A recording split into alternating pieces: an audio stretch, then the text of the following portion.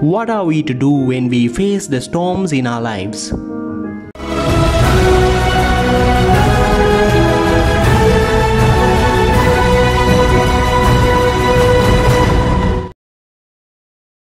What is fear?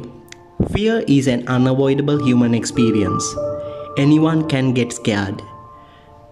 The fear reaction starts in the brain and spreads through the whole body to make adjustments for the fight or flight reaction. To prepare for the fight or flight, human body does a number of things automatically. The heart rate increases to pump more blood to your muscles and to your brain. Your lungs take in air faster to supply your body with more oxygen. The pupils in your eyes get larger to see better. Also, your digestion slows down so that you can concentrate on important things. When we are scared, our whole system gets ready for a possible danger that can harm us. This is what happened to Saint Peter when he got out of the boat. In today's Gospel, we hear the account of Jesus walking on the water. This took place in the Sea of Galilee. In the middle of the night, the disciples were at the middle of the lake. The disciples were on the boat, and the boat was dangerously tossed by the waves. In this dark night, in the middle of the stormy sea, the disciples see a human figure walking on the water. So it is natural that they all cried in fear. Jesus wanted them to calm down. Jesus said to them, "Take courage. Do not be afraid. It's me." Then Peter, with his boldness, told the Lord, "Lord, if it is you, command me to come to you." Then Jesus said, "Come." Peter, with the little faith he had, stepped out of the boat. So, could he walk on the water? Yes, Peter did it. He walked towards Jesus on the water amidst the storm. As long as he was looking at Jesus' face, he could walk on the water.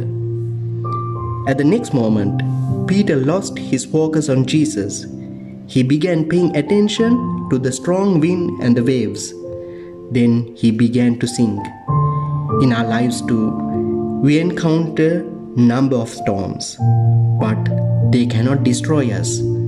As long as we keep our focus on Jesus, they will not destroy us.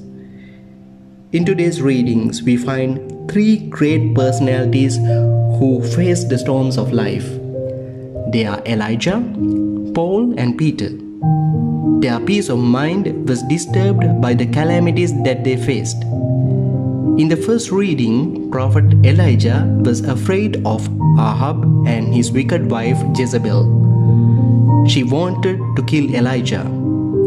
When he was disturbed amidst the storms of life, he encountered God Almighty.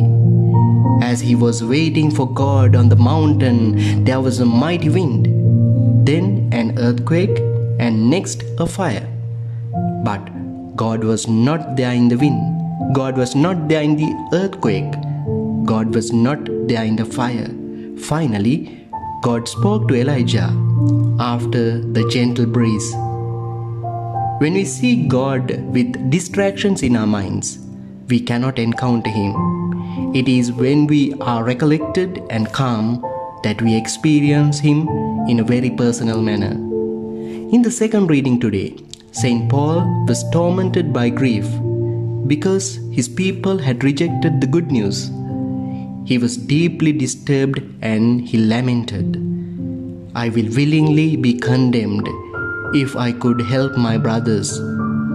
Paul was not at peace. He was also battling with the storms of life.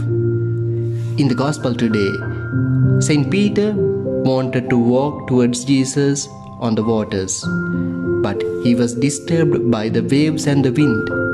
Peter felt the fear of death and started to drown. However, Jesus saved him and calmed the storm.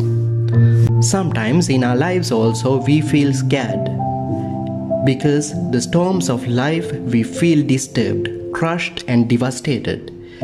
These calamities rob the inner peace in our lives.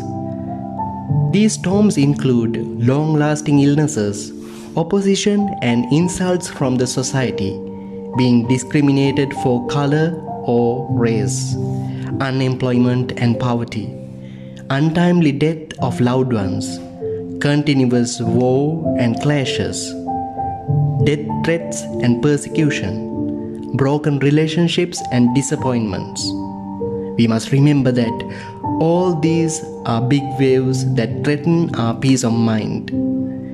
These storms of life cannot destroy us. That is why St. Paul wrote, "We are afflicted in every way but not crushed, perplexed but not driven to despair, persecuted but not forsaken, struck down but not destroyed." All these storms are a part and parcel of our life. But when we give a lot of attention to these waves and winds, we miss our focus on Jesus Christ. When we miss our focus, we lose our faith. Therefore, let there be storms. Let there be huge waves and winds. But let us not take our eyes away from the face of Jesus Christ.